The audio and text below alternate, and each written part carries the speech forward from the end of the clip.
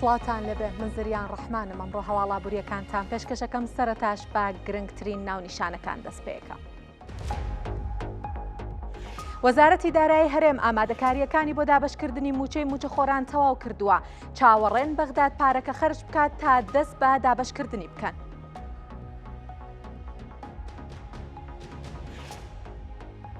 مانگی چوار ئەنجومەنی نوێنەرانی عێراق بڕیارێکی بۆ زیادکردنی دەرماڵی مامۆستایان پەسەند کرد. یەکێتی مامۆستایانی هەرێم داوا دەکەن ئەو بڕیارە لە هەرێمی کوردستانیش جێبەجێ بکرێت.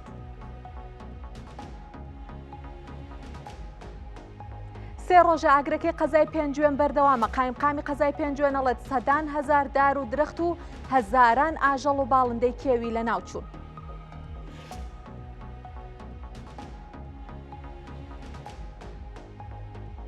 نرخی ئۆنسەیەک زێر گەیشتە بەرزترین ئاست لە 4 مانگا. مسقالێک زێر ئەیارە 21 بۆ 688 هەزار دینار بەرز بووەتەوە. تمەنیش بەردەوامە لە دابەزی.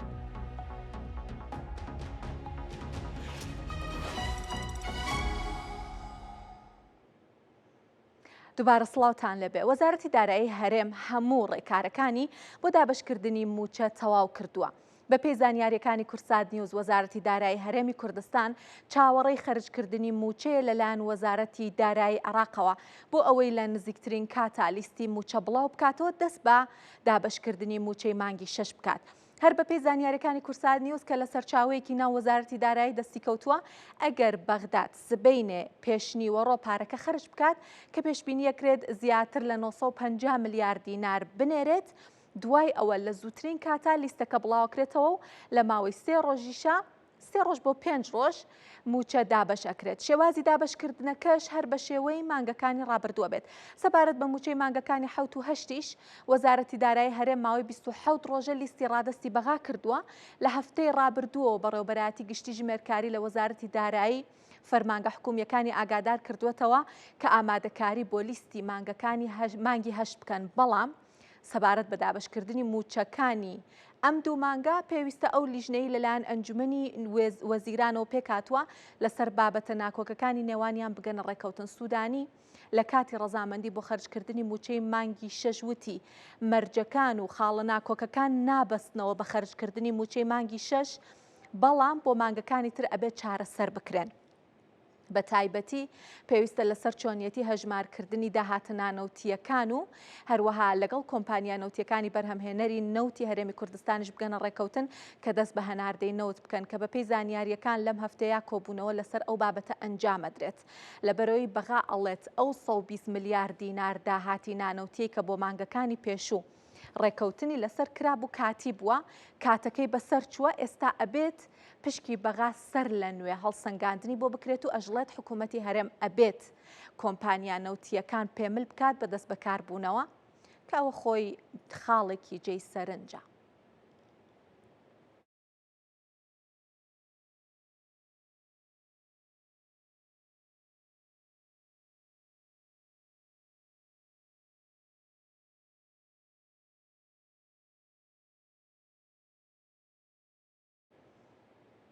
یەکێتی مامۆستایان داوا ئەکەن ئەو بڕیارانەی لە ئەنجومەنی وەزیرانی عێراق بۆ زیادکردنی دەرماڵە و هەژمارکردنی خزمەت دەرچووە هەرێمی کوردستانیش بگرێتەوە. لە دوایەوەی وەزارەتی پەروەردەی حکوومەتی عێراق لە مانگی 4 هەمواری یاسای پەسەند کرد بۆ زیادکردنی دەرماڵە لە 150 هزار دینارەوە بۆ 300 هزار دینار بۆ مامۆستایان و هەروەها هەژمارکردنی ساڵانی خزمەت بە تایبەت بۆ مامۆستایانی گرێبەست و خۆبەخش. یەکێتی مامۆستایان داوا ئەکات ئەو بڕیارە مامۆستایانی هەرێمی کوردستانیش بگرێتەوە.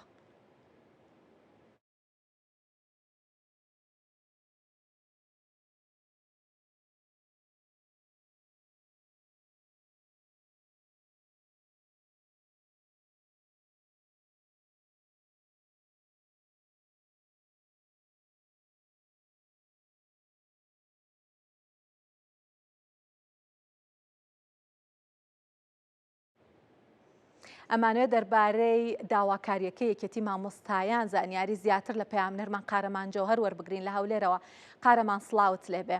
پێمان بڵێ یەکێتی مامۆستایان داوای چی ئەکات؟ بەڵێ زریان سڵاو لێبێتن. پرۆژە یاساکە هەموار کراوەتەوە تەنها ئەومایە کە ئەنجومەنی وەزیرانی عراق بڕیار لەسەر جێبەجێکردنەکەی بداتن و میکانیزمی جێبەجێکردنەکەش دیاری بکە. بەڵام لە هەرێمی کوردستان یەکێتی مامۆستایانی کوردستان داوا دەکات لەگەڵ جێبەجێکردنی ئەم پرۆژە یاسایە هەرێمی کوردستانیش بگرێتەوە، لەگەڵ ئەوەی کە داخوازیەکانی مامۆستایان لە هەرێمی کوردستان بەپێی داواکاریەکانی یەکێتی مامۆستایان کوردستان کاری لەسەر کراوە. من میوانێکم دەبێت سەرۆکی یەکێتی مامۆستایانی کوردستان مامۆستا عەبدولواحید ئەو کاتت باشێ و وەکو یەکێتی مامۆستایانی کوردستان ئەم هەموارە تا چەند خزمەت بە مامۆستایان دەکات لەلایەکی ترەوە ئێوە وەکو یەکێتی مامۆستایانی کوردستان داخوازێک ناهەیە بۆ ئەوەی کەوا مامۆستایانی کوردستانیش سودمەند بن. زۆر سپاس بۆ ئێوە، سپاس بۆ هەموو لایەکتان. دیارە ئەو یاسای وەزارەتی پەروەردەی عێراقە لەلایەن پەرلەمانی کوردستانە هەموار کراوەتە. ئێمە ماوەیە کە ئاگادارین نیقابی معلمینی عێراق لەگەڵ لژنەی پەروەردە لە پەرلەمان لەگەڵ سەرۆکایەتی ئەنجومەنی وەزیران لە هەماهەنگیدا بوونێ بۆ ئیکەوە ئەو یاسایە هەموار بکرێتەوە. دەستخۆشیان لێ دەکەین بەڕاستی کارێکیان کردووە کە پڕ بە پێستی ئێش و ئازار و ماندیبوونی مامۆستایانە. بەڕاستی یعنی ئەو یاسایان هەموار کردوێتەوە زۆر باشە. چەند بڕگەیە کە هەماریان کردەوە، یەکیان بریتێ لە 150,000 دەرماڵی تایبەت بکرێتە 300,000. بەرگەیەکی تریشە ئەویش هەر زۆر مهمە، خزمەتی دەرەوەی شار بە 2 قات حساب بکرێ بە زۆعف واتە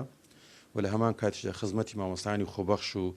مامۆستایانی وانە بێژش لە دوای دامەزراندن بە خزمەت حساب بکرێتن. ئەمە هەنگاوی زۆر باش. دیارە 2-3 مادەی تریش هەموار کراوەتە، بەڵام ئەوان ڕنگ بێ بەلای ئێمەوە یعنی هەشتان جارێ ماوێتی تێی بگەین چۆن جێبەجێ دەکرێتن. ئەوەی گرنگە خۆی لە بەپێی پێڕە و ینی بەپێی یاسا هەر یاسایەک لە پەرلەمان دەربچێت یان هەموارش بکرێتەوە دەچێتەوە ئەنجومەنی وەزیران. چونکە لە ئەنجومەنی وەزیران نیزامی پێدەرەسی، نیزامی جێبەجێکردنی چۆنی جێبەجێ دەکەن، بەس شێوازێک جێبەجێ دەکەن، ئەوان بەڕاستی تاوتوێ دەکەن.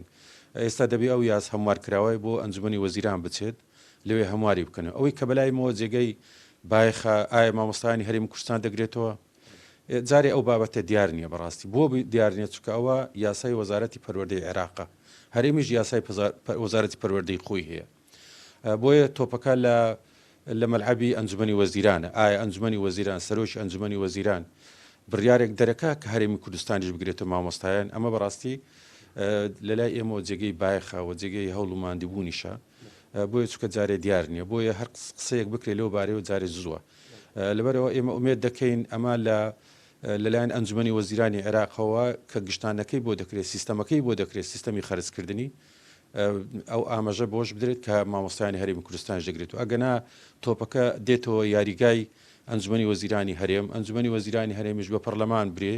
برێ ئەو هەموارانەی کە لە یاسا کراون لە یاسای وەزارەتی پەروەردەی عێراق ئێوەش لە یاسای وەزارەتی پەروەردەی هەرێم نەفازی بکەن، واتە جێبەجێ بکەن، ینی تەشریعی پێ دەربچی. اینجا ئەوە بەڕاستی وەختێکی زۆری دەوێت، زەمانێکی زۆری، چونکە پەرلەمان ئێستا دانەنیشتووە، ئیترەمە کێشەکە دوور و قۆر دەبێت. بۆیە هەموو هەوڵێکیمە، هەموو ینی ئیشەکانمان ئەوەیە کە و هیواکانیشمان بۆیە کە ئەنجومەنی وەزیرانی عێراق هەروەکو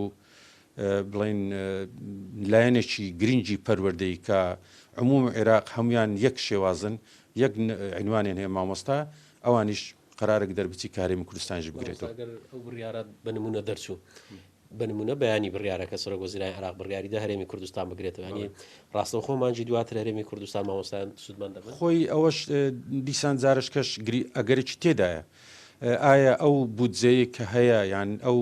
زیادکردنە بودجەکەی چەندە؟ ئایا حکوومەتی عێراقی لە ئێستاە دەتوانی ئەو تەخسیساتی بکات؟ ئەگەر ئەو تەخسیساتی بکە چونکە پارەکە زۆرە، من پێم وایە لە 200 میلیارد زیاترە، یعنی ئەگەر بتوانانی ئەو تەخسیساتی بکات ئەو زۆر باشە. ئەکید کە قەرارەکە دەرچوو دوای مانگە ینی ئەوان دەڵێن ینی لە کێوە تەنفیز دەکرێت، بۆ من دەڵێن لە یەکی نەوە تەنفیز دەکرێت یان لە یەکی دەوە تەنفیز دەکرێت. ئەنجومەنی وەزیرانی عێراقی ئەوە لەوێ دەستە بواری جێبەجێکردنەوە. اینجا ئەگەر هەرێمیش بگرێتەوە، قەرارەکە وابێت کە هەرێمیش بگرێتەوە، ئەمانەوە زۆر باشە لەگەڵ عێراق ئیتر دەست بە جێبەجێکردن دەکرێتن. خۆ ئەگەر تەخسیساتەکەیان نەبی ئەنجومەنی وەزیرانی عێراقی ممکنە بڵێن هەتا سەرەتای ساڵی داهاتوو تا بودجەی تازە پەسەند دەکرێت، تەخسیساتی لە بۆ تەرخان دەکرێت، بودجەی وەزارەتی پەروەردە زیاد دەکرێت. اینجا ئەوە بەڕاستی ئەو کاتی تەنفیزە بێ. بەڵام ئەوە ئێستا لە دەست ئەنجومەنی وەزیرانی عێراقیە، ئەو دەتانی قرار بدە، چونکە تەشریع قابلی جێبەجێکردن نیە ئیلا دەبی سوڵتەی تەنفیزی قرار بدات چۆنی جێبەجێ دەکات. وەکو یەکێتی مامۆستایان دەتوانن ئەو داوای لەسەر وەزیرانی عێراق بکەن یاخود سەردانی بەغدا بکەن وەکو ئەوی کە مامۆستانی کوردستانی سوودمەند بن لە پرۆژە یاسایە. ئێمە بەردەوام لە هەوڵدا بووینە بەڕاستی ینی لەسەر هەموو ئاستەکان لە ڕابردوش کە 150,000 کەسەر بۆ حکوومەتی هەرێمی کوردستان تۆزێک خۆیدا پاش نەویست جێبەجێ بکە بەڵام هەوڵێکی زۆرماندا خۆشبەختانە سەرکەوتوو بووین لە هەوڵەکەمان. ئێستاش دەبێ وا بکەین جارشکە بەڵام جارێ هێشتا ئەو تەشریعات نەچوتە ئەنجومەنی وەزیرانی عێراقی ینی اینجا دەبێ ئەگەر خوا نەخواستە شتێک هاتە پێشەوە کە مامۆستایانی هەرێمی کوردستانی لێ بە دەربکرێ وڵا دەبێت لە هەموو دەرگاکان بدەین لە دەرگەی پەرلەمانی عێراق بدەین لە دەرگەی لیژنەی پەروەردە بدەین بچین سەردانی سەرۆکی ئەنجومەنی وەزیران بکەین سەردانی سەرۆک کۆمار بکەین ئەو ڕاستیەوە دەکەویتە ئەو باڵەکەی دەکەویتە ملی هەموو لایەکمان کوت لە پەرلەمانیەکانی لە عێراق لە پەرلەمانی عێراق سەرۆکاتی کۆمار لایەنە سیاسیەکان هەموو ئەوانە بەڕاستی دەبێ هەوڵ بدەن ئەوە مامۆستایانی هەرێمی کوردستانی تێدا بەدەر نەبیتن چونکە بە دەربی بەڕاستی کێشەمان بۆ دروستە بێتن و ڕەنگە ماوەکی بخایەنیتن. پرسیارەوەیەکە مامۆستانی ئەوانەی کە خۆبەخش بوون یاخود ئەوانەی کە گرێبەست بوون بەشیشان موسیار وەرنەگرتووە ئەوانەی هەولێر و دهۆک لە سلێمانی موسەکە دابەشکراوە ینی هیچ هەوڵێک هەیە بۆی لە هەولێر و دهۆکیش موچەکانیان بەسەر دابەش بکرێت. موچەی مامۆستایانی گرێبەست بەشێک لە مامۆستانی ئەوانی کە خۆبەخش بوونە بە شێوەی خۆبەخش لە هەرێمی کوردستان نییە بۆ ئاگداریتان هیچ مامۆستایش خۆبەخش نییە چونکە وەزارەتی پەروەردە قەدەغی کردی مامۆستانی خۆبەخش مامۆستایانی گرێبەستیش ئێستا موچەی مانجی 5 وەرگرتێ و لەگەڵ ئێمە دەڕۆن ئێمە مانجی چەند وەرگرین ئەوانیش ئەویان لۆ خرج دەکەن و ئەوانە بەڵام ئێمە کێشەی خانەنشینیوە خانەنشینەکان ئەوانە بەڕاستی یعنی ئینسان ناتوانێت چۆن وەصفی ئەو شێوازە مامەڵە ناشیرنی حکوومەتی هەرێم بک بەرامبەر بە خانەنشینان یعنی تۆ مانجی 12 دابەش نەکردووە لە مانجی یەک هەموو خانەنشین کردوون تا ئێستا زۆربەی هەرە زۆریان موچیان وەرنەگرتو ینی 8 مانگە موچە وەرنەگیراوە اینجا پاداشەکە خۆ پاداشەکە لە میزانی حکوومەتی هەرێم دەبی خرج بکرێ و 6 مانگە باشە ینی جیاوازی چییە لە نێوان سلێمانی و هەولێر سلێمانی و گەرمیان و ڕاپەڕین و هەڵەبجە و ئەوانە هەمووی وەری بگرن پاداشتی 6 مانجیەکەیان کە ئیستحقاقی خۆیانە قانونیان شەرعیان بە هەموو شێوەیەکی بەڵام لە هەرێمی کوردستان خۆیان کردو نایدەن یعنی ئەمە بڵێم لە هەولێر و لە دهۆک و مامۆستانی خوێندنی کەرکووکیش و حتا مامۆستانی کۆش چووکە لەسەر پەروەردەی هەولێرە یعنی خۆیان کردو نایدەن هەزم ئەمانە چۆن بیرەکەنەوە چۆن یعنی بەڕاستی هەستیان نابزوێ بەرامبەر بە ئازار و ئێشی ئەو مامۆستانی خانەش ئەخر معقولە تۆ 8 مانگ موچەی پێ نەدەی خانە نشینەکەشی پاداشەکەشی نەدێ ئیتر وەکو ئەوی کە تۆ بێمێش میوانت نییە ئەمە نازانم چۆن وەصفی ئەو حکوومەتی بکەم بەڕاستی ئەو دەسەڵاتی بکەم مانەی بەڕاستی غەدرێکی گەورەیە و هەتا سەر ئێسقانیش غەدرێکی گەورەیە من پێم وایە دەبی هەموو مامۆستانی خانەنشین ئەوەی پاداشیان وەرنەگرتووە بەڕاستی خۆپیشاندان بکەن کۆبنەوە بکەن هەموو شتێک بکەن داوای مافەکانی خۆیان بکەن. زۆر سپاس بۆ مامۆستا عەبدولواحید حاجی سەرۆکی یەکێتی مامۆستایانی کوردستان باسی لە جێبەجێکردنی یاخود کارکردن بە هەمواری نوێی وەزارەتی پەروەردەکردن کە بە تایبەت وەزارەتی پەروەردەی عێراق کە ئەمە تا چەند لە هەرێمی کوردستانیش جێبەجێ دەکرێت لە ئەگەری جێبەجێ نەکردنی هەوڵەکانی خۆیان دەخەن ئەگەر بۆ ئەوەی کەوا مامۆستایانی کوردستانیش بتوانن لەم پرۆژە یاسایە سوودمەند بن بە تایبەت لە زیادکردنی دەرماڵیان و بەشێک لەو خزمەتانەی کە مامۆستایان هەیتیان لە دەرەوەی شارەکان و بەشێک لەو مافانەی کە مامۆستایان بە مافی خۆیان دەزانن. دەستخۆش سپاس قارەمان جەوهەر پەیامنێرمان لە هەولێرەوە سپاس بۆ تۆ سپاس بۆ میوانەکەشت. دووەمین فێستیڤاڵی کاڵک لە دەشتی زەڵێ بەڕێواچێت تایە بەرهەمی کشت و کاڵی و بەرهەمی خۆماڵی خراوەتە ڕوو ئەمڕۆ سێەم ڕۆژە و کۆتا ڕۆژیشە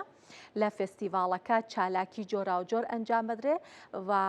فێستیڤاڵی کاڵکیش بە سپۆنسەری دەستگای میدیای کورسات بەڕێوە ئەچێ ئەمەوێ بچینە شوێنی فێستیڤاڵەکە لەوێەوە پەیامنێرمان سەلاح جەمیل لەگەڵمان ئامادەیە سەلاح سڵاوت لێبێ پێمان بڵێ ئەمڕۆ سێەم ڕۆژ و کۆتا ڕۆژی فێستیڤاڵەکە لەوێ چ باسە؟ بەڵێ زریان سڵاو لێەوە بینەرانی کورسات نووس دیارە ئەمە ئێستا لە نێو فێستیڤاڵی کاڵەکین کە لە دەشتی زەڵێ بەڕێوە دەچێت ئەمڕۆ سێەم ڕۆژ و کۆتا ڕۆژی فێستیڤاڵە کە تا سا 11 شەو بەردەوام دەبێت ئەوەی کە هەیە هاوشێوەی دوو ڕۆژی ڕابردوو لە ئێستا دایتر کاتی کردنەوەی فێستیڤاڵە خەڵک دەستە دەسەوار ڕوو لە ناو فێستیڤاڵەکە دەکات و بە پێشبینیەکان ئەمڕۆژ هاوشێوەی دوێنێ چاوەڕێ دەکرێت قەرەباڵق بێت بەڵام بۆ قسەکردن لە سەر گرنگی ئەنجامدانی فیسیڤاڵی کاڵاک لە دەشی زەڵێ ڕاستەخۆ دەچینە لای دکتۆر تشکۆ یەکێک لە سەرپەرشتیارانی فیسیڤاڵی کاڵک. دکتۆر ئەگەر پێم بڵێ لە ڕووی ئابووریەوە فیسیڤاڵی کاڵک توانیوێتی چ سوودێک بە جوتیاران بە ناوچەی سنووری ناحی بەرزنجە و گوندەکانی بەگشتی بگەێنێت؟ زۆر سپاس بۆ خوا فیستیڤاڵی کاڵک پێێنێتە ساڵی دووەم بۆ بەسەرکەوتوی بەڕێواچە. ئەم جۆرە فیستیڤاڵانە سوودێکی زۆر گەێنە بە بژانەوەی ئابووری بۆ جوتیارانی ناوچەکە لە چەند ڕوویەکەوە. یەکێک لە سوودەکانەوەیە کە جوتیاران ناچن بۆ ناو سلێمانی بۆ ساکنی بەروبوومەکانیان هەر لێرە ڕاستەخۆ لەژێر کەپرێکە بەروبوومەکانە پێشکەش بە کڕیارەکانەکەن کە ڕێکەمان بۆ کورتکردونەتەوە و خاڵێک تریژەوەیە لە ڕووی مارکێتینگەوە مارکێتینگی باشمان بۆ بەروبوومی ناوخۆ کردووە کە کاڵکی دەشتی زەڵێمان کە بەروبوومێکی ناوخۆیە ئیجوتیارانی خۆمانە بە شێوازێکی سروشتی بەرەماتوە وەکو مارکێتینگی باشمان بۆ کردووە و ناساندومانە بە خەڵک و خەڵکیش زیاتر کاڵکی ناوخۆ و سروشتی بەلاوە گرنگتەوە لەوەی بەروبوومێکی هاوردەکراو لە دەروی هەرێمی کوردستان. بەڵگەش بۆ ئەوەمان هەیە کە ساڵی پار پێشەوەی فیستیڤاڵەکە بکەین سەودای کاڵکمانە کرد لە ناو شاری سلێمانی. خەڵک بە دەگمەن ئیزانی جیاوازی کاڵکی دەشتی زەڵێ هەیە لەگەڵ کاڵکی دەرەوە هاوردەکراو لە دەروی هەرێمی کوردستان هەموو کاڵکیان وەکو یەک سێرە کرد بە هەمان نرخیش ئەیان کڕی. بەڵام ئەم ساڵ پێشووی فیستیڤاڵەکە دەست پێ بکەین چوین سەودەمای کاڵکمان کردەوە سێرمان کرد کاڵکی دەشتی زەڵێ گرنگێکی زۆر تایبەتیە لە ناو خەڵکە و زۆر جیاوازتر سێرێکە وەک لە کاڵەکانی کە هاوردەکراون لە دەروی هەرێمی کوردستان و خەڵک خواستێکی یەکجار زۆری لەسەر و نرخی بەرزتر بۆتەوە کە ئەمە یارمەتی دەرێکی باشە بۆ بژانەوەی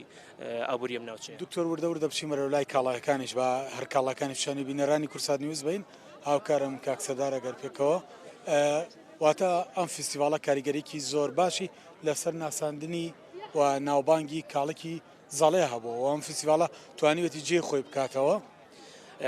بەڵێ بە تەکید ساڵی یەکەم کە فیستیڤاڵەکەمان بە ئەنجام گەیاند لە ماوەی ئەو سێ ڕۆژەدا 24,000 کەس سەردانیکەری هەبوو ژمارەیەکی زۆری خەڵک لە ڕێی شاشە جوانەکەی کورساتەوە فیستیڤاڵەکەی بینی و وەکو ناساندنێکی باش بوو بۆ کاڵکی دەشتی زەڵێ. ئەم کاڵکی دەشتی زەڵەیە بۆەوەنە بەناوبانگ ئەمە ئەگەر لایەنێکی بەناوبانگەکەی چێوە جوتیاران 2 ساڵە واتە ڕۆژ بە ڕۆژ بەراورد با ساڵانی پێشوو نرخی کاڵکی دەشتی زەڵێ بەرز بووەوە لە ڕووی ئابووریەوە سوودێکی باشیان پێگەشتووە. بەڵێ کاڵکی دەشتی زەڵێ جیاوازەکەی ئەوەیە کە ئەو کاڵەکەی لە دەرەوە هاورداکرێت تامێکی زۆر شیرینی هەیە و بە مەوادی کیمیایی گەورە بووە بەڵام کاڵکی دەشتی زەڵێ تامێکی تێکەڵەی مزر و شیرین و لە هەمان کاتیشا بۆنێکی تایبەتیە کە جیاوازە و ئیسفادەیەکی تەندروستی زۆریشیە لە ڕووی ڤیتامیناتەوە جۆکسانی تیا ڕیشاڵی تیا ئاوێکی زۆری تایە کە هەموو ئیسفادەکانی کاڵک لە ئەم کاڵەکە سروشتیا بوونی هەیە. لە ڕووی ئابووریەوە ئیسفادێکی زۆریان کردووە جوتیارانی ئەم ناوچەیە چونکە نرخی کاڵک بەرز بۆتەوە و نرخی و کاڵەکەی دەشتی زەڵێ لە بەروی خواستێکی زۆری لەسرە بۆ جوتیارانی ئەم ناوچەیە و بەرز بۆتەوە نرخەکەی ومان ئیسفادێکی باشترەکەن کە ئیسفادەی باشتریشیان کرد ئەتوان زیاتر برەو بە ئیشەکە بن و بە زیاتر خزمەتی ئیشەکەی خۆیان بکەن. گەر ساڵێکی ترم ساڵ جوتیارێک دەدۆن میکردێت ساڵێک تر بی زۆنم کاڵەکە کات لایەنێکی دیکەی فیستیڤاڵەکەوەیە تەنها لێرە کاڵک نافرۆشرێت چیتر لێرە ساغەکرێتەوە هەرچی بەرهەمیەم ناوچەیە لێرە ساغەکرێتەوە ئەمە مۆدلێکی نوێنیە لە بازارگەری. بەڵێ بە تاکید ئەم جۆرە فیستیڤاڵانە ئیسفادەیەکی زۆری هەیە بۆ بزنسە بچووکەکان و وەلامان کاتا ساختکردنەوەی بەروبوومی ناوخۆ بەڵام وەکو سەرەکی کاڵکمانداناوە وەکو مارکێتینگ بەڵام بەروبوومەکانی تریژ وەکو تری ئەم دیانی دەوروبەری شارباژەری تەخت و چوالە گوێز ئەمانە هەمووی بەروبوومی ناوخۆن بەروبوومە سپیەکان هەموو بەروبوومە ناوخۆیەکانی کە سروشتین لێرە ساغکرێنەوە و یارمەتی دەرێکی باشە بۆ جوتیاران و دانیشتوانی ئەم گوندی ئەم ناوچەیە و بزنسی بچووکی ژەوانی کە لە سلێمانیەوە هاتوونەوانیش کەمکەمەی لێنی کە لێرە سەپۆرتێکی باشە بۆوانیش بۆ بەناوبانگبوونیان و یان دەستگرتنیان بۆەوەی کە بەرەو پێش بچن لە بزنسەکەیان. دەستخۆش بێ دکتۆر تشکۆ زۆر سپاس ماندوو نەبن لەگەڵ ئێمە چەند ڕۆژێکە بەرداوا من ئێوە شاوشەن دیارەوەی کە هەیە لێرە جگە لە کاڵک و میوانەکەشم ئاماژەی بەوە کردترێ هەیە و ئەوەش هەر شەربەتی ترەیە قوربان ئەگەر پێم بڵێ ترەکەی چ گوندێکە گوندی مۆریاسم ترەی گوندی مۆریاسی یەکە لە ترێ جوانەکان و چەند جۆر ترێت تێنەوە هەر ڕەش تێناوە ئەمڕۆ ڕۆژانی پێشوازام شتی تریش تێناوە هەر ڕژمێری تێ ڕژمێری تێناوە چۆنە خواست لەسەری وڵای حتیاتی بەشەوەی کە ئەی ناسێت وەزانێت نوعی ترێکە بینێکتر ئەوە بێ قەد و خشەلێکدای کڕێتەوەی باجوکە حەزی لێت وەزانێک چۆن نوعیدرێگەیە ئەی بازاڕەکە چۆن بوو لە ڕووی ئابوووریەوە بۆ ئێوەی جوتیار و باخەوانان لەم فستیڤالە توانیدان سوودێک بەربگرن لە ڕووی ئابوووریەوە بە تاکی زۆر باش بەراڵا باش زۆریش لای خۆی باش بوو هەرکە سشتی هێنا ئەوەی کە بەناوبیر نەگەڕایەوە شتەکانی فرۆشا و کەمێتی کەمێ ما بێتەوە واتە شکر بخوا هیچ کەس نابەدڵ نەبوو لێرە باش بە لە خاو زیارە وەڵا هیوادارم خوای گەورە زیاتر ڕسەختان با و سەرکەوتوو بن ئینشەڵا بەرەمی جوانتر بەڵێ تر زریانەوەی کە هەیە فستیڤال بەردەوامە و جوتیاران باس لەوە دەکەن کە فستیڤال هیچ کەسی بێومێت نەکردووە بێیوان نەکردووە خۆشبەختانە ئەو بەرهەمانەی کێنە ناو فستیڤال لە باخەکانیان یا لە ڕاستەکانیان لە زەوی کشتتوکاڵەکانیان کە ڕنن ڕاستەخۆ هەر لێرە لە ناو دەشتی سنووری مۆریاس ناوچەی زەڵێ هەر لێرە ساغێکەنەوە و ئەمەش لە ڕووی ئابوووریەوە کرێ حەمل و نەقڵ و گواستنەوە و بارکردنی لەسەر جوتیاران لابردووە سوودێکی ئابووری بۆیانە بووە و لەگەڵیشیدا ئەمە مۆدلێکی نوێ لە بازارکردن و بەگەڕخستنی بەرهەمەکانیان و دروستکردنی بازاڕیش بۆ بەرهەمەکانیان دەستگای میدیایی کورسا توانوێتی هەدەفی خۆی پێکێت و پشتگیری پشتیوانێکی زۆر باش بێت بۆ ساختنەوەی بەرهەمی ئەم ناوچەیە و ناسانی ناوچەکەش. سپاس سەڵاح جەمیل پەیامنێرمان هیوادارم کە لەش ساغ بێزانمەم دووسێ ڕۆژە تۆش زۆر هیلاکبی ئەو جەماعەتش کە لێ بەرهەمەکانیان ئەفرۆشن بە بازار بن لە دەشتی زەڵێ و ڕاستەوخۆ چینە بازاڕە داراییەکانی جیهان باسێکی نرخی دراوەکانەکەین باسێکی زێڕ و نەوتەکەین و دواتریش لەگەڵ میوانێکی باش تاوتوێ بارودۆخەکەکەین. ئەمڕۆ لە بازارەکانی هەرێمی کوردستان $100 بە 142,650 دینارەوە مامەڵی پێوەکرا دینار دوایەوەی کە ماوەیەک بارودۆخێکی باشی هەبوو هەندێک دابەزینی تۆمار کردووە بەرامبەر بە دۆلار ئەوترێت کە ئەمە خۆڕاستکردنەوەیە کە ڕەنگە بتوانین بڵین ئەمە ئەو نرخە ڕاستەقینەیە کە دینار بێ بەرامبەر بە دۆلار هەیبێت سەبارەت بە پاوەند 100 پاوەند بە 187,000 دینار بوو ئەمڕۆ لە بازارەکانی هەرێمی کوردستان 100 یۆرۆ بە 161,000 دینار مامەڵی پێوەکرات $100 تمەن دابەزینێکی زۆری تۆمار کردووە ئەویش دواتر لەگەڵ میوان باسی ئەکەین کە بۆچی چۆن و داهاتوی تمەن چۆنە بێ بەڵام لە ئێستاە $100 بە 10,500,000 تمەنە 1 ملیۆن لیرەی سووری بە 127,450 دینار مامەڵی پێواکرێت و 100 لیرەی تورکیش بە 3,470 دینارە با باسێکی زێڕش بکەین بزین بارودۆخی زێر چی بەسەر هاتووە زێر بێگومان بەرزبوونەوەی تۆمار کردووە هۆکارەکەشیەوەیە کە ئەم مانگە پێشبینی ئەکرێت لە 180 پێشبینی ئەکرێت کە یەدەگی فدراڵی ڕێژەی سووددا ببەزێنێت ئەوە بۆتە هۆکاری ئەوە یەکێک لە هۆکارەکانیەوەی کە زێر بەرزبوونەوە تۆمار بکە هێشتا ئەو نادڵنیاییە جیهانیە کە لە بازاڕە داراییەکانی جیهان هەیە ماوە لە بازاڕەکانە بۆیەش نرخی زێر بەرزبوونەوە تۆمارەکات و هێشتا زێر و بەرهێنانێکی دڵنیایە بۆ بەرهێنەرە گەورەکان لەسەر ئاستی جیهان ئۆنسەیەک زێر بۆ $3,447 بەرز بووەوە بێگومان بە کیلۆش بەرزبوونەوەی تۆمارکردوەی کیلۆ زێر بە $100,855 بوو 1 لیرەی زێر بە $730 زێڕی ئایارە 21 بە 688,000 دینار و 1 ئۆنسە زیویش بە $39.69 بازانیاری زیاتر هەر لەم بارەیەوە وەربگرین بزانەکین بارودۆخی نەوت چۆنە 1 بەرمیل نەوتی خاوی برند بە $67.40 1 بەرمیل نەوتی تەکساس بە $64 و غازی سروشتیش بە $2.99 ئەمە بارودۆخی بازاڕەکان بوو بازاڕە جیهانیەکان و نرخی دراوەکان وەکووتم ئەمێ بچم لای میوانێک باسی زیاتر لەم بابەتە بکەم بزانێکین کە زێر چی بەسەر هاتووە و لە داهاتووە چی بەسەر دەبەوە مەبەستە شەرێم ڕێبوار شارەزای بازاڕە داراییەکان لە هەولێرەوە لەگەڵمانە کاکەرێم زۆر بەخێر هاتن پێمان بڵێ هەفتەی ئەم مانگا ڕێژەی سوود لە ئەمریکا دیاریەکرێ 180 پێشبینیەکرێت کە لە مانگی نۆوە بۆ یەکەم جار دوای ماوەیەکی زۆر بۆ یەکەم جار بڵین داببەزێت ڕێژەی سوود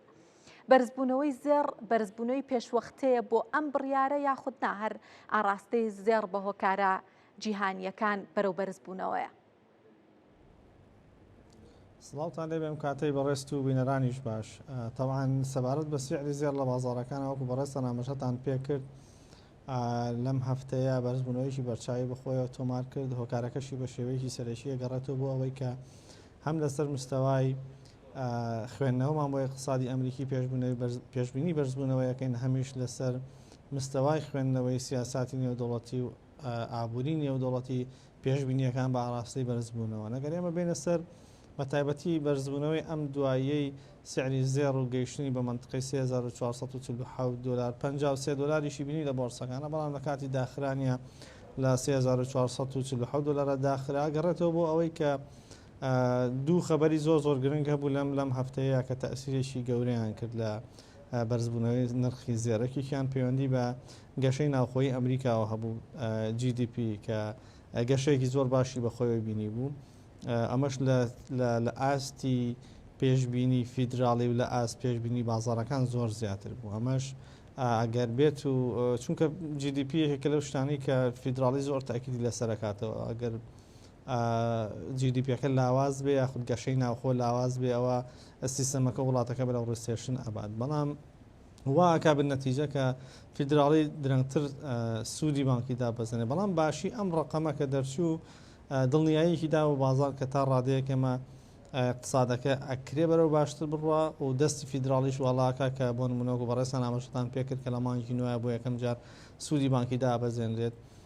کەوەکو زۆربەی ئابووری ناسەکانیش پێشبینیەکەن بەڵە سوودی بانکی تەوەقوعەکەنێ بە لە مانگی نوێە دابەزین بە ڕێژەی 0.25 دابەزێ. بابەتێکی تریشان پەیوەندی بە داتای کۆر PCE-ەوە هەبوو کە ڕاستەخۆ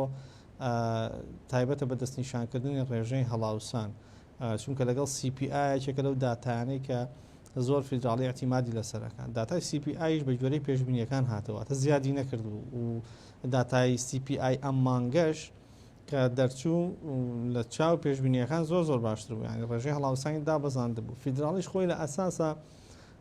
بەرزکردنەوەی سوودی ڕێیتی بۆ کۆنتترۆلکردنی مەسلەی هەڵاوسان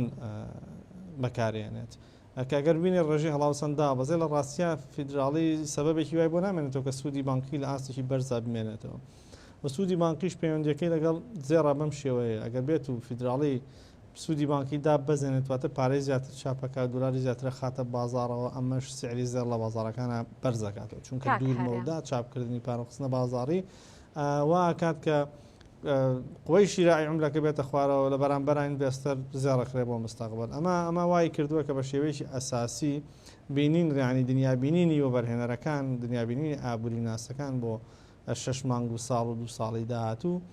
لە گۆڕینی سیاسەتی فیدراڵی لە بەرزی ڕێیتەوە بۆ ڕێی داگرتن کە احتیمالە لە خلالی 2 ساڵی داهاتوە ئێمە سعری ڕێی جارێکی تر نزیک لە 0 ببینینەوە، واکات کە پەنا بەنەبەر کڕینی زێر و سعری زێرش بە سوود وەرگرتن لە ئەو بابەتەی کەواکات لە فیدراڵی سعری فایدەدا بەزێنێ بەرزبوونەوەی تۆمار کرد. باشە کاکەرم بە ڕای جەنابەت وە بەرهێنانی کورتخایەن لە زێڕا باشترا وە سوودی زیاتر بەوە بەرهێنەرە گەێنیان وە بەرهێنانی کورتخایەن یا درێژخایەن؟ خۆی لە ڕاستیە ئەگەر زۆرێک لەوە بەرهێنەرە نێودەوڵەتیەکان یاخود ئەوانەی کە موسساتی گەورەیان هەیە ئەم پرسیاریان لێ بکەین من بەم شێوەیە ینی وەڵام تێمە بۆی کە تێبگەین لە دنیا خەڵک زێڕی بۆچی. ئەگەر پرسیار لەوە بەرهێنەرێک بکەی بەم شێوەیە جوابی ئەوە تاتوەڵ ئەو زێڕەی من ئەیکڕم بۆ کورت مەودام نییە هەرگیز، چونکە وە بەرهێنەرەکان یاخود موسساتە نێودەوڵەتیەکان زێر وەکو بەشێک لە ئینشورانسی کۆمپانیەکەیان ئەبین، زێر وەکو بەشێک لە بیمەی کۆمپانیەکەیان ئەبین. کۆمپانیاش قەت نابێ بیمەی خۆی. ئەمە ئەگەر باس لەسەر بۆ بەرهێنەر بکەین ئەمە پرسیارەکەی، ینی وە بەرهێنەر دائیمەن ئەو قەبارەی ئەو سەرمایی کە لەناو شەریکەکەی هەیەی لەناو پۆرتفۆلیۆەکەی کە هەیەی بۆ نمونە 100دەیەکی 105 104ەکە بەزێر ئەو بۆ فرۆشتنەوەنی ئەوە بۆ پارێزگاریکردن لە دۆخێکی ناکاو کە تووشی کۆمپانیەکەیان هەیە بۆەوەی چۆ لە حاڵەتی نەخوازراوە دائیمە سعری زێر بەرزەبێتەوە بۆ ئەوەی کە هەر حاڵەتێکی نەخوازراوە ڕوویدا بەشەکەی تری کۆمپانیەکەیان ڕووی لە داڕمان کرد شتێکیان هەبێ بن مقابلی تا ڕادێک بۆیان تعویز بکاتەوە. بەڵام ئەگەر بین لەسەر مستەوای ئەوانەی کە کڕینی فرۆشتنی پێواکەن ڕۆژانە و ئەوانەی کە بۆ قازانجێکی کەم کڕینی فرۆشتنی پێوەکەن تەمان ئەکرێت ڕۆژانە حەسەب ئەو داتا و ئامار و شیکاری و تەحلیلانی کە بۆ بازارەکانە کڕێ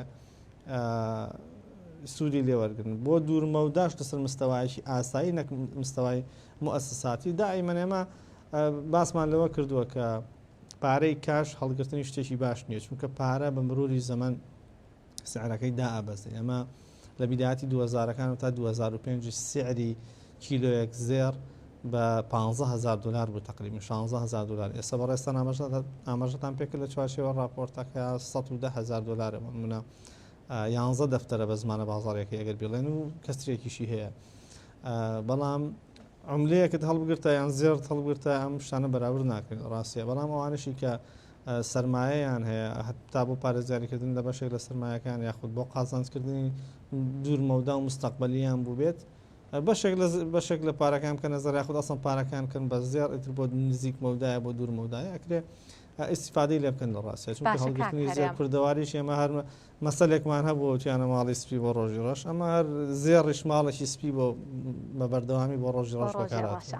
کاکەرێم بتکۆین وەکو زێڕی دیجیتاڵی ناوی لێ برێت بە بڕوای ئێوە بتکۆین ئەتوانێت ببێت بە جێگرەوەی زێڕیان نا تەواوکەری زێڕ ئەبێ بە درێژایی مێژوو لە مەدواش.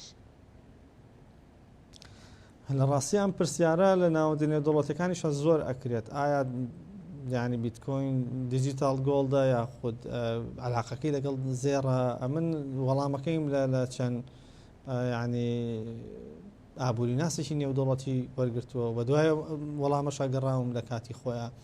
کە باس لەوەکەن کە بۆ بەرهێنەر بۆ بانکەکان بۆ شەریکاتی ئەملاق لە ڕاستیە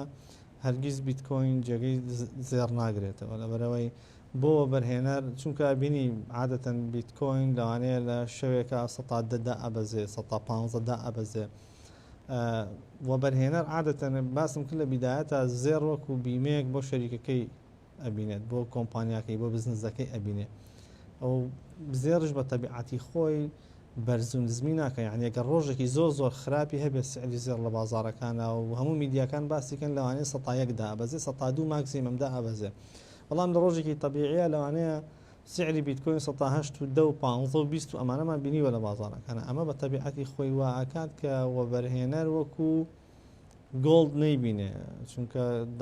بەرزونزمی لە ڕێژەیەکی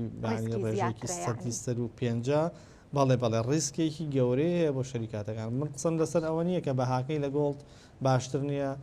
مستەقبلی لە گۆڵد باشتر نیە قسەکەمان لەسەر ئەو قسەمان لەسەر ئەوەیە کە لە ڕاستیەوە بەرهێنەرێک و گۆڵد تەماشای ناکەین ئەنێ حقیقەتێک هەموو بەرهێنەرێک ئەوەی کە لە بازاڕە جیهانیەکانە کارەکە و بەرهێنەرێکی ناسراوە ئەم حقیقەتە تێ ئەگات کە ڕیسک ئەسێتە تاوەکو ئەم دەقەش لە بازاڕە بیتکۆین بە ڕیسک ئەسێت حسابەکرێ. کاکەرێ مەگەر وەڵامی ئەم پرسیارەشم زۆر بە کورتی بنەوە ئەگەر کۆتوبەندە یاساییەکان بێگومان لە ئەوروپا و ئەمریکا بۆ کریپتۆکەرەنسی زۆرتر ببێت داهاتووی بازاڕی کریپتۆ چی بەسەردێ و بەرهێنەران لی ئەتەکنەوە یا ئەوەی کا پێیان وایە ڕێکخستنەوەیەکی یاساییە و متمانەیان زۆرتر ئەبێ بە بازاڕەکە. تاوەکۆم دقەی من و جەنابەت من و بەڕێستان لێرە قسە لەسەر بیتکۆین ئەەکەین لە ڕاستیە یاخود بازاری کریپتۆکەرەنسی ئەەکەین بازاری کریپتۆکەرەنسی تا ئەسەر ڕێخستنەوەیەکی گونجایی بۆ نەکراوە و تا ڕادەیەکیش ئێمە ئەوەنەی لەوەندە ینی ئەوەندەی نزیکین لەوەی کە ئەم بازاڕە ڕێخستنەوەی بۆ بکرێ و بە عقاری ڕێخستنەوە بڕوات ئەوەندە دوور نین لەوەی کە بۆن منەکەدا بخرێ یان ئێمە زیاتر پێشبینیەکان بۆ ئەوەیە بە تایبەتیش ئێمە ئیدارێکمان هەیە لە ئەمریکا ئەسە دۆناڵد ترامپ کە یەکێکە لەوانەی بەوە ناسراوە کە زۆر پاڵپشتی پرۆژەی کریپتۆکەرەنسی و بابەتی دراوی دیجیتاڵی ئەکات کە ئەمە ئەکرێت سەرەتایشی باش بێ بۆ قوبڵکردنی دراوی دیجیتاڵی ئەگەر ئەمە بکرێت و تاوان ئەوروپا دوایەوە مەرحەلەی دواتر جێبەجێەکە و ئاسیاش ناچارە بەکە جێبەجێ بکات ترێبێتە ئەمری واقع و ناچارە بن کە تعاملی پێوە بکەن بەڵام لە ناو دراوە دیجیتاڵیەکانی شایتر دراوی باش و خراپەیە کە پێویست ئەوانەی کاری تیاکەن بە وریاییەوە هەڵسەنگاندن بۆ دراوەکان بکەن و بزان کە دراویشان لە مستەقبەلا بەکەڵ هەرێم ڕێ بوار شارەزای بازاڕە داراییەکان لە هەولێرەوە لەگەڵ مامۆ سپاس بۆ زانیاریەکانت. ئەچمە لای هەواڵێکی گرنگ کە بازاڕی ئێرانی بە تەواوەتی شڵەژاندووە بە تایبەتی بەهای تمەن بەرامبەر بە دۆلار. ژووری بازرگانی ئێرانەڵێت ئەگەر میکانیزمی سناپباک جێبەجێ بکرێت ئەوە بەهای $100 بۆ 10,500,000 تمەن بەرزە بێتەوە. ئەشڵێت ئەگەری هەیە ڕێژەی هەڵاوسان لە خۆشببینانەترین حاڵەتە بۆ 160 و لە خراپترین حاڵەتیشا بۆ 190 بەرز ببێتەوە. میکانیزمی سناپباک لە ڕێکەوتنی ئەتۆمی ئێران و وڵاتانی پێنج کۆیەکە بە ڕێکاری چارەسەری ناکۆکیەکان ناوی لێبراوە ڕێگە بە وڵاتانی بەشدار لە ڕێکەوتنەکە ئەیات کە ئەگەر ئێران پابەند نەبوو بە خاڵەکانی ڕێکەوتنەکە بتوانن ڕێکاری ڕسمی بگرنەبەر بۆ گیرانەبەری سزانێ و دەوڵەتەکان فەڕەنسا، ئەڵمانیا و بەریتانیا ڕۆژی پێنجشەمە بە نووسراوەیەک بۆ ئەنجومەنی ئاسایشی نەتەوە یەکگرتوەکان میکانیزمی سناپباکیان چالاک کردەوە. میکانیزمی سناپباک ئەبێتە هۆی ئەوەی 6 بڕیاری پێشووی ئەنجومەنی ئاسایشی نەتەوە یەکگرتوەکان کە لە ساڵی 2006 بۆ 2010 دژی ئێران دەرکرابوون بگەڕێنەوە. ئەو بڕیارانە سزای بەربڵاوی ئابووری لە خۆگرن. ساڵی 2020 ئەمریکا هەوڵی داوە میکانیزمە بەکار بهێنێت، بەڵام بە تێکڕای دەنگ ئەندامانی ئەنجومەنی ئاسایش هاوڕابوون لەسەرەوەی کە ئەمریکا ساڵی 2010 لە ڕێکەوتنەکە چوەتە دەرەوە مافی بەکارهێنانی ئەو ڕێکارانەی نییە.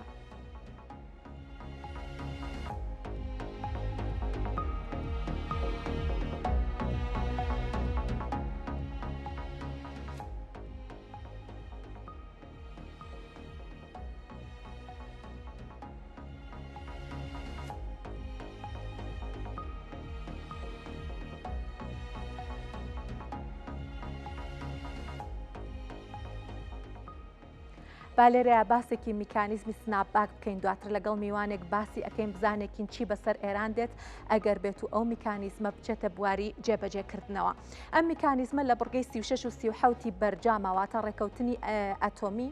ئێران و 5 کۆیەکە باسی لێوکراوە، هەروەها لە بڕگەی 11 و 12 بڕیاری 22 ئەنجومەنی ئاسایش مسۆگەر کراوە کە جێبەجێ ئەکرێت سناپباک. با بچین زانیاری زیاتر وەربگرین بزانێکین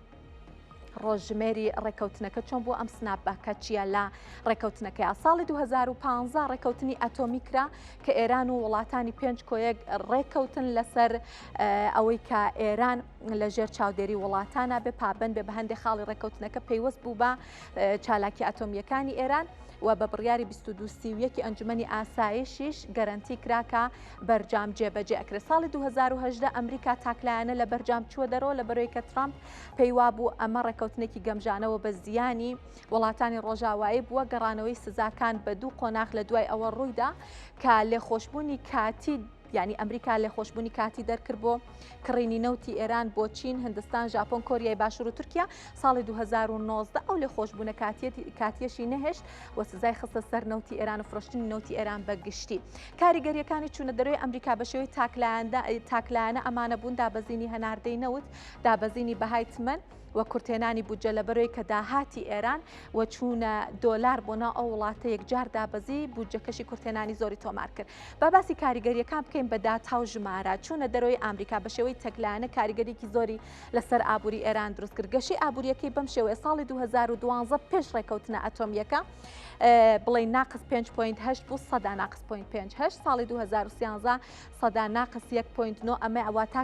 پاشەکشەی هەبووە نەگەشەی ئابووری. ساڵی 2014 وردە چۆتە سەر ڕێڕەوی گەشە 1.9 و 2015 کە ئەو ساڵە بووە کە ڕێکەوتنە ئەتۆمیەکە ئیمزا کراوە سەدا 1.3. لە دوای ئەوە ساڵی 2016 بارودۆخی ئێران باش بووە، بەڵام کە ئەمریکا لە ڕێکەوتنەکە چۆتە دەرەوە بەردەوام پاشەکشی ئابووری تۆمار کردووە. ئێران هەتاوەکو ساڵی 2020 لە ساڵی 2020ەوە چەند هۆکار هەبوو. یەکەمەوەی کە ئێران فێر بوو چۆن بتوانێت خۆی لە سزاکان بدزێتەوە و ژێربەژێر لەگەڵ هەندێک وڵات لە ڕێگەی کەشتیە تارماییەکان نەوت بفرۆشێ. هەروەها ئەمریکاش لە دوای جەنگی ئۆکراینەوە تۆزێ بارودۆخەکەی ئاسان کرد بۆ ئێران کە بتوانێت نەوتەکەی بنێرێتە بازاڕە جیهانیەکان. با زانیاری زیاتر وەربگرین لەسەر کاریگەریەکانی ئەم ڕێکەوتنە. داهاتی نەوتی ئێرانیش لە ڕێکایانی لە ڕێگەی بەرجام و هەرچەند ناسەقامگیری هەبووە، بەڵام وەکو وتم هەتاوەکو ساڵی 2015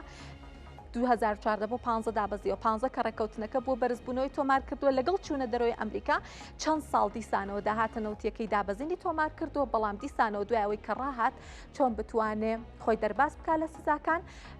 بۆ ئەم بابەتەش توانی خۆی ڕزگار بکات و داهاتەکانی زیاد بکات. بە زانیارێکی ترمان هەیە، چارتێکی ترمان هەیە لەسەر بەهای تمەن. کڕیارای نەوتی ئێرانیش سەدانەوە چین بووە و ئیمارات و سووریاش دوو کڕیاری تر بوون کە ڕێژێکی کەمی نەوتی ئێرانیان کڕیەوە. با زانیاری زیاتر لەسەر بەهای تمەنی ژوەر بگرین. ئەمەش بەهای تمەنە ئەبینین لە ساڵی 2014ەوە کە ئەم مقۆمقۆی دروست بووە لەسەر چالاکی ئاتۆمیەکانی ئێران بەردەوام بەهای $100 بەرامبەر بە تمەن بەرز بووەتەوە. لە ئێستاە $100 بە 10,300,000 تمەنەکە. ئەم دابەزینە زۆر خەیاڵی بوو، ڕەنگە کەم کەس پێشبینی ئەوەی بکردایە. ئێستا ئەمانە بچینە لای میوانێک. بەهزات خۆشحاڵی نووسەر و توێژەر لە ئەڵمانیاوە لەگەڵمانە. سڵاو لێ بە کاک بەهزات. چ جیاوازیەکەیە لە نێوان سناپبەک و سزای ئاسایی کە هەروە وڵاتان بەسەر ئێرانە بیسەپێن و جێبەجێ بکەن؟ ئەسلااو ڕێزمە لە خدمەتە هەروە ئەستافی بەرنمەکەت و بینەرانی خۆشەویستان. ئەوەی کە وەکو سزاکان باسی لەکان سزاکان بە شێوازێک لە شێوازەکان توانین بڵێن بە شێوازی نقطەیە جۆرێک لە جۆرەکان هەر ئەن و ساتی ئیمکانی هەیە کە بگەڕێتەوە دوای ئەوە بە جۆرێک لە جۆرەکان تەخفیفێکی بۆ بدرێت داشکاندنێکی بۆ بدرێت یا جۆرێک معافەتی بۆ دروست بێ لەلایەن یەک وڵات یا چەند وڵاتەوە ئەو سزانە دروستە بێت. بەڵام کاتێک تۆ باسی میکانیزمی سناپبەکەکەی ئەوە میکانیزمێکە پشت بەستوو بە یاسای نێونەتەوەی کە لەواقع هەموو وڵاتانی دنیا ئاگدار ئەکات بۆ ئەوەی کە پابند بن بەوە و بە جۆرێک لە جۆرەکان سناپبەک وەکو گرنگترین یا هەڕەشە ئامێزترین حاڵەتە لەباری ناسەربازی و بە نسبەتی یەکدانە وڵات بە جۆرێک لە جۆرەکان کە هەموو شتێک ئەتوانێت قوفڵکە ئەتوانێت قامک بخاتە سەر هەر شتێک و بە جۆرێک لە جۆرەکان ئەو وڵاتە ئەوەها گەمارۆ ئەداکە هیچ دەرچێکی نەیە بۆ لەواقع بۆ ئەوەی کە بتوانێت خۆی دەرباسکە لە موقعەتە ئەوەی کە مەسەلەندان بە دانوستانە ئەنێت یا ئەو کە تەسلیم ئەبێت یا ئەیکە بە جۆرێک لە جۆرەکان وەکو ئەڵێن دێتە سەر عەقڵ و قەواعیدەکەی کۆمەڵگای نێودەوڵەتی قبوڵەکە. باشە کاک بەهزات، کام کەرتانە یا باشتر بڵێم کام جومگانە لە ئابووری ئێران بەهۆی سناپبەکەوە زیاترین زیانیان بەرئەکەوێت؟ بەڵێ ئەگەر ئیجازەم بێ من پێم وابێ ئەمە زۆر زۆر گرینگە کە با بزانین پێش چالاکبوونەوەی میکانیزمی سناپبەک دۆخی ئێران لە چەندانە پەیوەری ئابووریە بە چ شێوازێک بووە. بەرچاوڕوونی ئەوە ئەبێتە هۆکارێک بۆ ئەوەی دواتر قسە لەسەر باس و بابەتەکان دەکەین بگەین بە ئەنجام کە چالاکبوونەوەی سناپبەک تا چه ئەندازێک دەتوانێت کاریگەری بێ لەسەر بە تێک ڕادارمانی ئێران سەرەتا لەبارەی کۆلاپسکردنی ئابووریەوە دواتر بەرەو ئاراستەگەلێکی تر بڕوات. بەرهەمی ناخالصی نێوخۆیی یا GDP ئێران ئەگەر سەیری بکەین وەکوێکێ لە پێوەرەکان لەواقع ناو وڵاتانی دنیا 180 بووە. هەڵاوسان تەنیا کەمتر بووە لە ڤێنزوێلا و زیمبابوە و سوودان و ئارژانتین. بێکاری ئێران 78مین وڵات بووە و لە بێکاری گەنجانە لە ڕێژەی 40 وڵاتی یەکەما بووە. لە بای ڕکابەری جەهانی و 99 بووە لە 141 هاسانبوونی کەسابەت 127 بووە لە 190 پێوەری گەندەڵی 149 بووە لە 180 ئازادی ئابووری 175 بووە لە 176 پێوەری گەشەی مرۆیی 75 بووە لە 191 پێوەری فەلاکەت کە کۆی هەڵاوسان و بێکاریە نرخەکەی 48 بووە کە لە نێو وڵاتی ئاخری دنیادایە.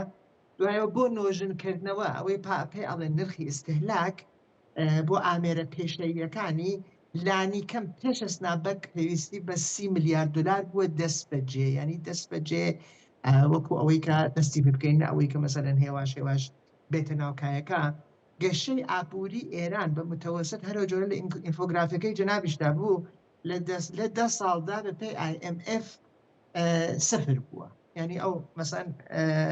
مینۆس حوتەکە حەساوەکەی لە شوێنگەلێکی ترا مەسەرەن 36 بۆ 37ەکە حەساوەکەی کۆیەگەر بە متەوەستێکی 10 ساڵە کە وجە زۆر گرنگێ لە ئابووریە کاتێکە تماشاکەن بە سرەتی نقطەی تماشای ناکەن بەڵکو بەشتەوەستی ڕەوتێک مەسەلەن کوارتەرێکی 4 ساڵە کوارتەرێکی مەسەن 8 ساڵە یا 10 ساڵە سەیریەکەن 0 بووە بەرامبەر بە ڕێژەی جیهانی و شتێکی زۆر زۆر گرنگی تر بە بەرهێنانی دەرەکی ینی سەرمایه‌گوزاری خارجی لە ئێرانە لە ماوەی ئەم ساڵانە تقریباً نزیکی 1 میلیارد دلار لە ساڵا بووە بەراوردی کە لەگەڵ وڵاتێ وەک سعودیا 25.6 میلیارد دلار. دوای ئەوە باشە کاک بەهزات واتە بەپێی ئەم زانیاریانەی جەنابەت بێ بارودۆخەکە خۆی خراپ بوو ئەم سنابەکە ئەتوانین بڵین بە تەواوەتی ئابووری ئێران لە پێخات؟ بەڵێ گەرەکەم بۆ ئەوە عرزکەم لە خزمەتانە بە پەیوەندیدار بە پرسیارەکەتانەوە کە فەرمووتان ئەمە دۆخی ئێران بوو باشە ئێران پێش نابەک ڕوبەڕووی لانی کەم 16 دانە مەزنە قەیران بوو تو کە یەکێ لە هەرە گرنگترین قەیرانەکان قەیرانی ئابووریە جا ئێستا ئێمە ئەگەر بین بڵێن سنابەک چالاکە کردێتەوە لەباری سناپەکۆ کە مکانیزمی ماشێکی پێڵێن یا مکانیزمی پەلەپیتکەیشی پێڵێن تۆ ئەوینی چه لەباری لەواقع ئابووری بچووکە وەکو میکرۆ ئەکانۆمیکس ئەگەر تماشاگەیت چه ئابووری گەورە وەکو ماکرۆ ئەکانۆمیکس تەواوی پێوەرەکان لەژێر کاریگەری خۆیاندانێ و ئەوێتە هۆکارێک بۆ ئەوەی کە دواتر باسیلیەکان ئەڵێ ئێستا ئێران نزیکۆ بووە تۆ لە قۆناغێک وەکو شۆکە گەورەکە یا شۆکە مەزنەکە کە